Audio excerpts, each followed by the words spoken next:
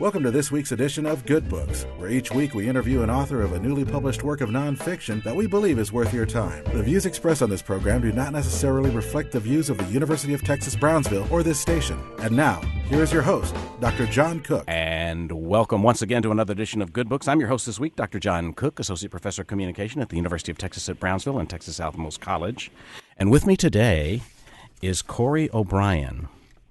And his bio is as interesting as the book we're going to talk about. His bio says that Cory O'Brien is a dude who likes myths a lot.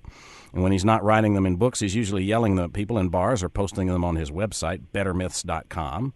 He's currently doing an MFA in writing at the School of Art Institute in Chicago. Also, birds really freak him out. The book reflects the author's sense of humor, and it's entitled Zeus Grants Stupid Wishes, a no-bullshit guide to world mythology. Cory, welcome to the program. Thanks for having me. This is a very different kind of book from anything I've ever done on the air before. I guess it's safe to say that, first of all, you simplified, probably 100 myths or so from a variety of cultures.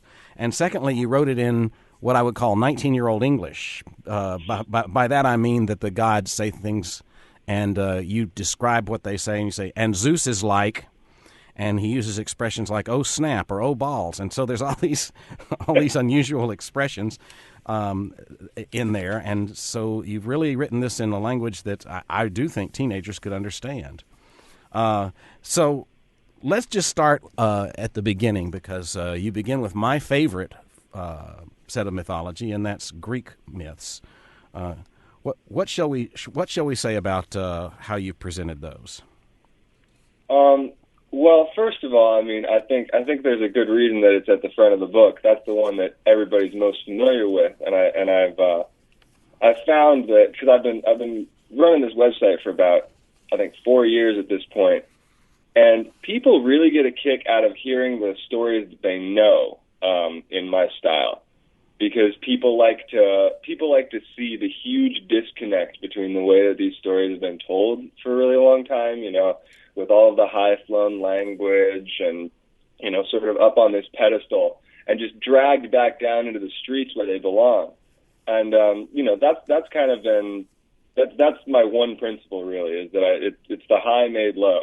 It's all just a huge burlesque, Mm-hmm. That's something about, I think what's underlying the book is that this is not exactly your PC version of the myths, but it's also evident that some of the stories, it's really difficult to understand how they came up with what the gods did.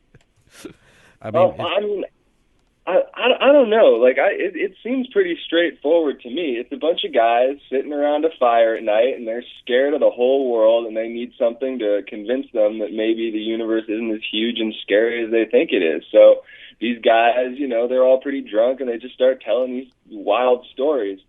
These stories weren't supposed to be politically correct. They predate political correctness, and you don't have to do a lot to a lot of these stories to make them humorous, because that's kind of the point. Is like, you're sitting in the middle of the night and you're worried that some god is going to blow your head off with lightning, or just that lightning is going to blow your head off. It's a lot more comfortable if you think, okay, well, if that happens, it's because the god of lightning is a huge jerk who's always having sex all the time. Mm-hmm. And let's play with some of that a little bit.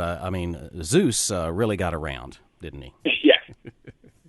He was always making it with some chick or other, and Hera seemed to hang with him anyway, didn't she? Yeah, and Hera's actually his sister too.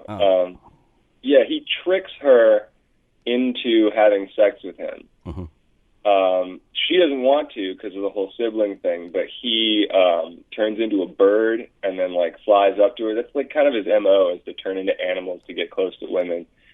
And he gets up close to her as this adorable bird, and then bam, and they have sex, and then she feels like she has to marry him. She's the goddess of marriage. Mm-hmm. And that's a really awkward position to be in, be the goddess of marriage and be married to the worst husband in the entire universe. Mm-hmm. You often have a moral to the story at the end, and it really, I think that the twist on a lot of these stories makes it funny that the moral of the story is kind of how ridiculous the whole tale was to begin with. What about these Norse gods? Now, Loki was a spunky guy. He played a lot of tricks on people. Yeah. Oh, I love Loki. Loki is one of the just the classic characters in mythology in general. Even if, like, you know, Norse mythology is a little less well known than Greek mythology, but everybody knows who Loki is. Mm-hmm. And you know, he's great because he's sort of like someone you might have run into in high school. He's sort of like, he's an outcast, and he's always playing these pranks, but he's also, nobody really wants to hang out with him. He's sort of like, he keeps getting kicked out of parties and then trying to get back into the parties, and you know, he's really sort of like the put upon dork of the Norse pantheon, and I sort of sympathize with him for that, even though, you know, he sort of brings about the apocalypse. Mm-hmm. Now, dwarfs were real popular in Norse mythology. They seem to do a lot of stuff there. They had a lot to do with gold, right? Yeah. I sort of have this running joke on my website and in the book about dwarves and gold. You know, I think we can all agree that dwarves have a little bit of an unhealthy obsession with gold. I'm not talking about like real life dwarves. I'm talking about fantasy dwarves, and especially in the Norse pantheon. I mean, they make a ring called Draupnir. Draupnir is a ring, and every 10 days, I think it craps out 10 more gold rings exactly like that, and 10 days later, each of those craps out 10 gold rings. It's infinite gold. Nobody would invent that unless they had a really unhealthy fixation on the material. Mm-hmm.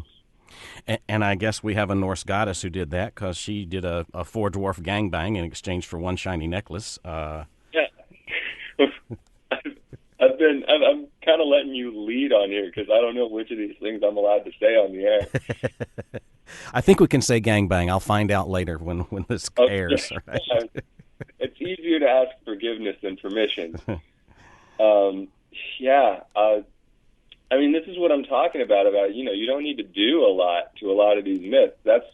That's really what happens. Freya wants this shiny necklace, and she consents to a 4-dwarf gangbang in exchange for it. Mm-hmm. I mean, that's what happens. I don't have to exercise a lot of creative license to make that funny. Let's turn to the Egyptians then, because the entire Egyptian universe was saved because someone got too hammered to keep murdering everybody. Sekhmet, right? Yeah, Sekhmet. Yeah, Sekhmet is like basically was a god who was created for the sole purpose of killing everybody in the world because Ra was sick of them.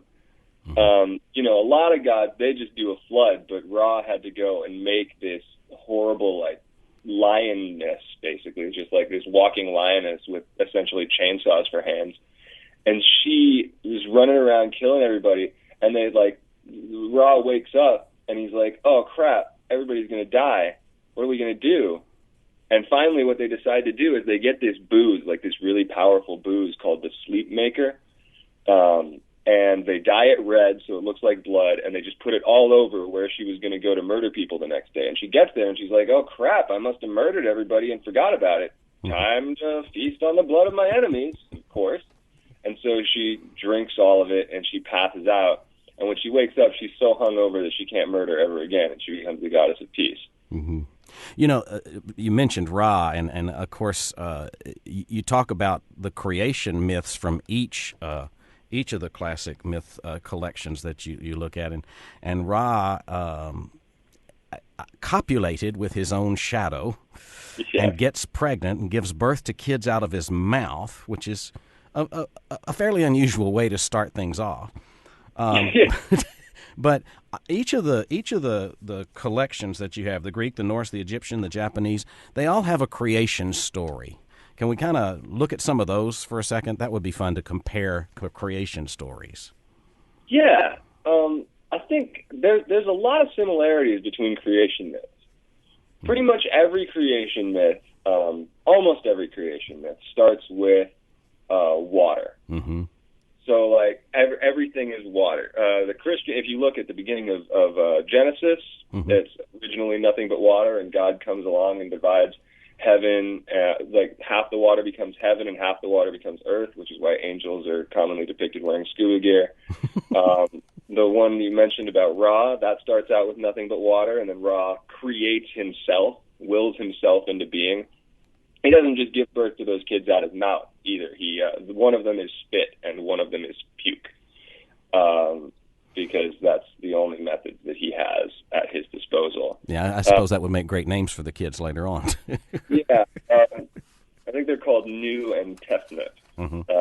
But I don't think that I'm sure that they got made fun of a lot in God School. Mm-hmm. And then the Native American creation myth, that's kind of a special case because there's hundreds of those, so many different tribes. There's great databases of that mythology, but a lot of the Native American creation myths are very similar. Almost all of the ones that I've read, they all take place after what we would call like the biblical flood or the flood. Mm-hmm. You've got just a couple of people, maybe a god and some animals, or just a couple of animals, and the whole world is flooded, and they're either trying to build the earth back up or wait for the water to come down. So it comes in there. It kind of combines the creation story and the flood story. And the flood, obviously is common to a lot of myths as well.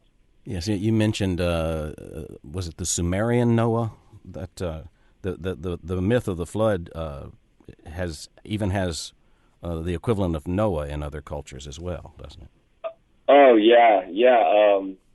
Yeah, the ancient Sumerians actually have a better version of Noah. His name is Utnapishtim, and you see him in the Epic of Gilgamesh, because Gilgamesh is going to try and get the plant that will make you immortal, mm-hmm. and it's guarded by this guy, Utnapishtim, who is not only, like, he did everything that Moses did in the Old Testament, or not Moses, Noah. He did everything Noah did in the Old Testament, but he got rewarded with immortality for it.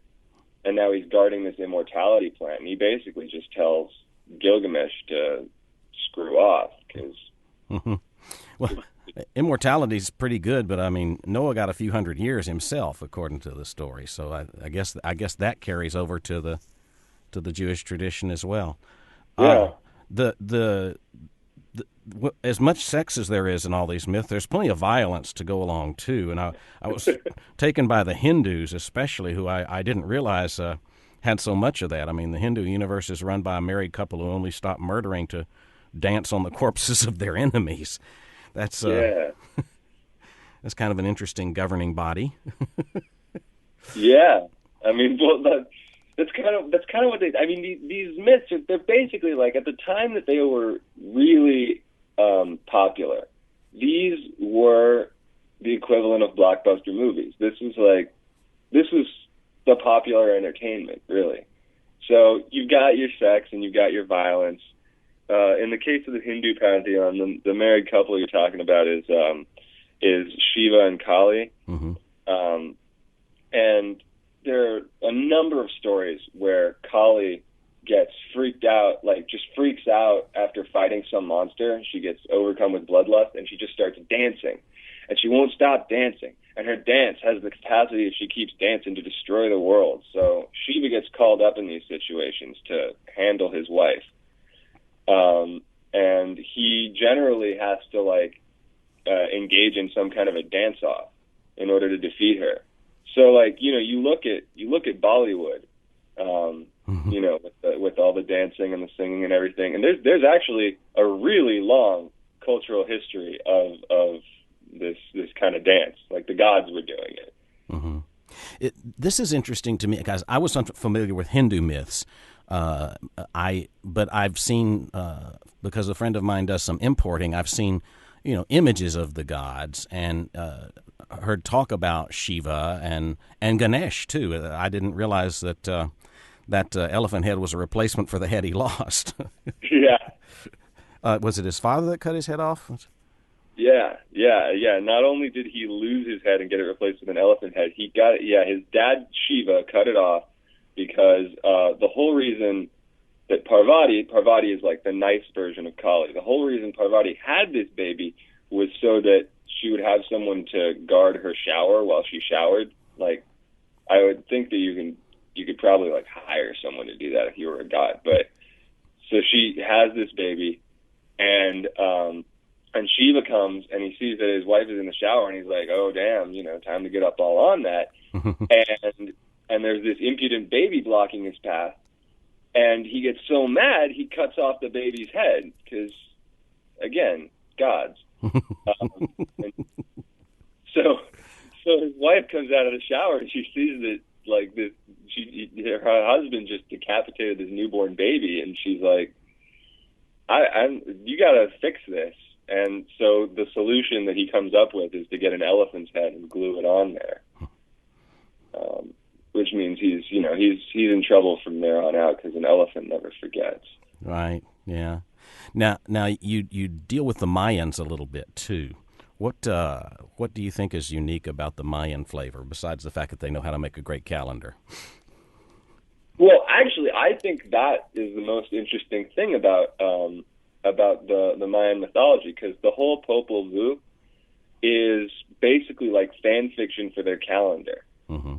It's like every one of those stories is an encoded version of a section of that calendar. All of the, like, you read it and people have names like Seven Macaw, and you just like all these numbers and animals and stuff, and you look at that and it seems really weird on the page, but those are particular days on the calendar. And so the stories are these really allegorical, like really kind of abstracted explanations of astronomical phenomena that occur on those particular days in the year. And the stories themselves are really entertaining. You've got dudes getting trapped in holes by gigantic logs, and people trapping each other under mountains and cutting off each other's heads, and playing soccer for their lives, basically. And it's crazy, but it's all meant to explain this calendar, which mm-hmm. I think is amazing. We touched a little bit on Judeo-Christian, but I would love to recount a little bit of the story of Abraham going to sacrifice his son, because I like the way you told that. Oh, man, I feel like everybody who's seriously looked at myths has their own kind of humorous retelling of the Abrahamic story, because that's just sort of the height of bad parenting. This voice in your head tells you, and I don't care if it was really God or not, like some voice in your head tells you to go sacrifice your son. And I guess Abraham felt like he had too many sons, because he's just like, okay, and takes him, puts him up on the mountain. He straight lies to him too about like, what they're going to be sacrificing and stuff. And finally gets him up on the mountain, right? And he's like, he's going to sacrifice his son, and God, who has told him to do this, who Abraham is obviously utterly terrified of in order to do this, is like, oh, hey, buddy, I was just joking, my bad. You don't have to kill your son. And that's how that ends. That's like, God is basically just like, he's like a high schooler. Mm-hmm. Like the Old Testament is basically, the ugly years for God. Mm-hmm. And, that's one of his biggest mistakes. Well, now, while we're looking at things that are popular in America, I think we ought to turn to another creation story, the one that Tom Cruise believes. This is the extraterrestrial version of how we were founded, right? Yeah. I mean, if you've South Park did this first. They were. I feel like we have a lot to thank South Park for. Anybody who likes laughter, the creation myth of Scientology. It's great because Scientology is a modern mythology that we get to watch developing right in front of us, and all the things that people talk about being so ridiculous. This story of Xenu calling all of the Thetans to his house for a tax audit and then trapping them inside of a volcano and blowing it up with a neutron bomb. Like, really, if you think about it, there's no more ridiculous than, you know, the Japanese creation myth where they create the island of Japan by having Izanami give birth to it, which seems really painful. And then, you know, they give birth to the god of fire by washing their noses. It's all just like, all of this stuff. It's changed so little, and I think that's so cool. Mm-hmm. You know, you acknowledged both with the Native Americans and with the African myths that you told that there's too many to capture them all, so you just sort of picked and chose some of your favorites. I really was taken by the origin story of the name that rhymes with Whiskey Jack. What is it? Wisaka Jack? Wisaka Jack, yeah. And that involves sex with snakes, as a matter of fact. Yeah. There's actually quite a few stories in various mythologies about sex with snakes, but the place where that story really takes the cake is, we're talking about Wisaka Jack's mom is the one who's having sex with snakes, and her husband finds out, and so he cuts off her head, which doesn't kill her. Then he ascends to heaven, and she throws her butt after him. She cuts off her butt and throws it at him. And her butt starts chasing him while her head goes and chases her children, who have also run away, because, like, this is a pretty traumatic experience if you're a child. And that is the origin story of, like, one of the main heroes in, I believe it's the Algonquin pantheon. Mm-hmm. And then we had a couple of stories from African tribes. The creation story for Africa was, how did that go? I don't remember now. Okay, well, the one that I told in there, I'm going to have trouble remembering some of the names, so I'm just going to tell you the story real quick. Is basically the world has existed for a really long time, and all the gods have been hanging out and not really doing anything about it. There's not really anything there until finally one god decides that he is going to make the world. And so none of the other gods are really interested, so what he has to do is he has to go around getting investors. So he gets a bunch of investors, he gets everybody to give them his gold, give him their gold, and then he forges it all into this giant chain which he needs in order to get down to the earth. And he gets down there and he brings some weird stuff. He brings a cat and some sand and a chicken and palm seeds. And I think that's what he's got, basically, to work with. And so he goes down there and he drops the sand and it turns into an island. He puts the chicken on the island and it kicks out the sand to make an island, a bigger island. And he gets down there. Long story short, he plants a palm tree, he makes some palm wine, and he starts making some people. But you know, it's salt water, right? So all he has to drink is this palm wine. So he's making these people, and he's just getting drunker and drunker as he does this, just all day, until he's completely wasted. And he wakes up in the morning with this terrible hangover, and he's like, "Oh crap, what did I do?" There's all of these, like, you know, these crippled people and you know, people with all these different kinds of disabilities because I was just too drunk to make them right. And so he vows to never drink again, you know, which anybody does after a hangover like that. But he also becomes sort of the patron saint of the disabled and vows to help anybody who's disadvantaged. So, you know, that's really nice to have the creator be that kind of a guy. Mm-hmm. Well, you know, it surprised me to see this in there, but I do remember a professor of mine talking about how our founding fathers got mythified, and you talk about the myths of the founding fathers, and that was a great piece.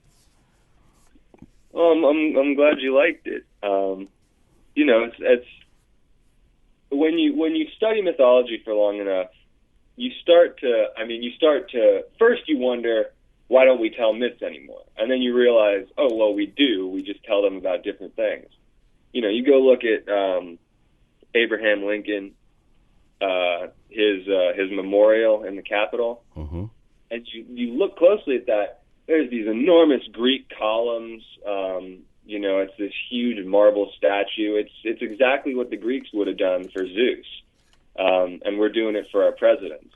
And we do the same thing. Elvis Presley, unfortunately, I had to cut Elvis out of the book. He was in the book originally, but and the Elvis one is on my website. And, he's one where when he died, people refused to admit that he was dead the same way they did with Hercules, and they said he went to space with aliens. Yeah, I think I saw him in an airport last week, yeah. Yeah, see? Yeah, probably right around April Fool's Day, I'm imagining. Mm-hmm. we have an Elvis competition that goes on here where people do their impressions of Elvis, so he lives on in the impressions, if nothing else. But, yeah, a lot of people claim they've seen him since he's been dead and gone. Right, exactly. The closing chapter talks about science, and that's kind of a nice bit of closure you have there, looking at religion and science. Give us the gist of that chapter, because that really sums up things very well for why you're into this whole myth thing, I think.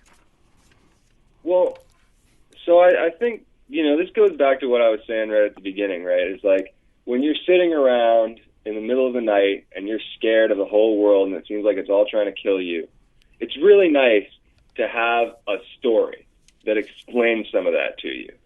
And that's how science started, really, was these dudes, these pre-Socratic philosophers in Greece, were trying to make up stories in order to explain the world around them. And a lot of their original stories were ridiculous, that the world was floating on water or on turtles, or, was made out of music, or all these really crazy things.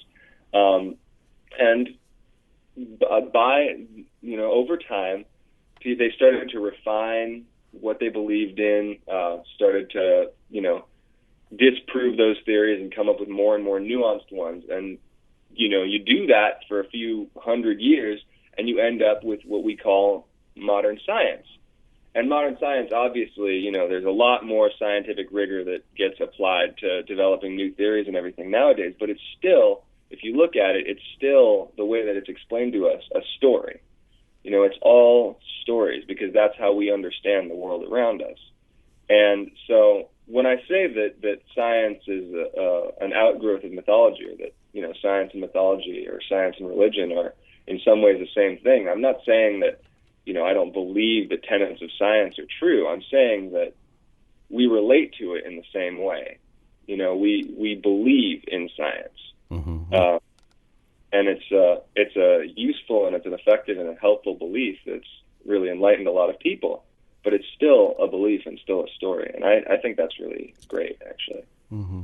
And I appreciate that is woven into this entire book with really, batty sense of humor about it all. But the truth is that we do treat it like another belief system. And there are those who hold up science like people used to hold up the weird, gross, disgusting things that the gods used to do. Yeah. And I don't want to leave the interview without mentioning the illustrations here, because this Sarah Melville had her own unique style, which matched very well with your writing style of the images of the Mayan calendar. How many male members can you count? Hindu gods with kiss makeup. I mean, this is a good illustrator you found. Yeah, Sarah actually found me. Oh. She's great. Sarah emailed me, I think maybe 3 years ago now, maybe more, and said, "Hey, a friend of mine pointed out your website to me. I'm a graphic designer and an illustrator. If you need anything illustrated, or if you want your crappy website redesigned," because at the time my website was like blue text on an orange background. Mm-hmm. And I took her up on the offer. She was offering to make this thing actually look good, and she did. If you go to the website and you look at it, that's all her. And all of the illustrations on the site. So we've worked together for a long time, and yeah, I'm really happy with what she pulled out for this. Let's remind our listeners of that website one more time. It's bettermyths.com. Mm-hmm. Okay. So we can go to bettermyths.com and get our fill of more of this. I really think you would enjoy reading this book. We've been talking with Cory O'Brien, The title of the book is Zeus Grants Stupid Wishes, a book, a no bullshit guide to world mythology. And I will remind our listeners that not only can you hear our program 4 times a week on KMBH, but you can get past episodes on our Facebook site, Good Books Radio. So we encourage you to do that if you happen to miss the program. I'm your host, Dr. John Cook. Thanks for listening.